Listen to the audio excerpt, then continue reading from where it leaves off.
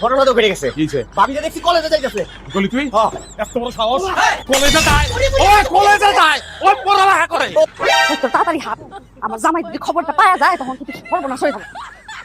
ওই যে দেখ তোর জামাই এসে বসে, খবর পেয়ে গেছে অলরেডি। জামালা বেটা কাম কই চালা। যাস তুই তোমার তো দাও কেন? কোপ দিবা? তোর কিছু করব না আজকে কোপা মাগো এই তোকে কইছিলাম না হ্যাঁ আমার বউর লগে তোরা চলবি না তোরা আবার ওরে নষ্ট করতাছস আবারও কলেজে লয়ে দিতাছস তোরা তোকে কোপা আজকে ও কোপালে কোপাও, তোমার মারা ফেলাও, তারপর তোমার পুলিশে নিয়ে দেবো। তুমি খাটবা যাইলা, আমি পড়াশোনা করব তখন। দিন তো বলো আমি না আমি এইটা দিয়া আমার নিজের গলায় পোজ দেবো পোজ দিয়ে মরে যাবে না কিন্তু আমার মৃত্যু লিখা আমার বউ দায়ী তখন তুই খাবি জেল আমি খারাপ এই যে পুলিশ, ও পুলিশ ভাই, পুলিশ ভাই বাঁচান আমাকে। আরে কি করতাছ তুমি পুলিশ ডাক্তার এইখানে খুঁজে ফেলি কিছু কি ফেলছিস? ভাই আমি হচ্ছে কলেজে যাইতাছি, এই লোক হচ্ছে ইফতিজার। প্রত্যেকদিন ইফতিজিং করে, আজকে ইফতিজিং করতেছে। স্যার সে আবার বউ আমি তার স্বামী স্যার আস্তাগফিরুল্লাহ, নাউজুবিল্লাহ, এই লোকের আমি জীবনে কোনো চোখেও দেখি নাই। তার এর কথা বিশ্বাস করেন না আমি তার স্বামী আপনি আমার বাচ্চা লন আমার বাপ মা সাক্ষী দিব লন সব না গেলে তো তুই তালা দিবি মাইতো। ভিকটিম নিজে সরেজমিনে আমার সামনে সাক্ষী দিতেছে। তোর কত বড় সাহস, তুই কলেজ পড়লো একটা মেয়েকে তুই ইফতিজিং করো। এই রাজীব তাকে রেস্ট করো। স্যার বিশ্বাস করেন আমি স্যার ইফতিজার লই যাইতাছেন না কেন? রিড কর স্যার